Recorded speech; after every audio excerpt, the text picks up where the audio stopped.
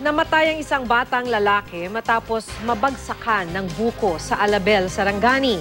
Kwento ng ama ng 8 taong gulang na biktima, naglalaro lang ang kanyang anak nang mangyari ang insidente. Makibalita tayo kay Jennifer Solis ng GMA Jensen. Namatay ang 8 anyos na si Ray Borsanal matapos mahulugan ng bunga ng niyog sa Alabel, Sarangani. Nangyari daw ito malapit sa kanilang bahay na halos nasa ilalim ng mga puno ng niyog. Kwento ng ama ng biktima, naglalaro daw si Ray sa kanilang bakuran kasama ang kanyang nakababatang kapatid nang mabagsakan ito ng bunga ng niyog. Ang akong anak ng 5 katuig, gusto siya nahulugan daw sa niyog sa ulo.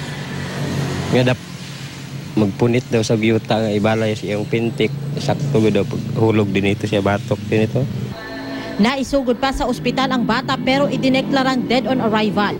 Natatakot man ang pamilya na maulit ang insidente. Di naman sila makaalis sa tinitirahan nila dahil wala na raw silang ibang mapuntahan. Jennifer Solis, Nagbabalita, Pilipinas.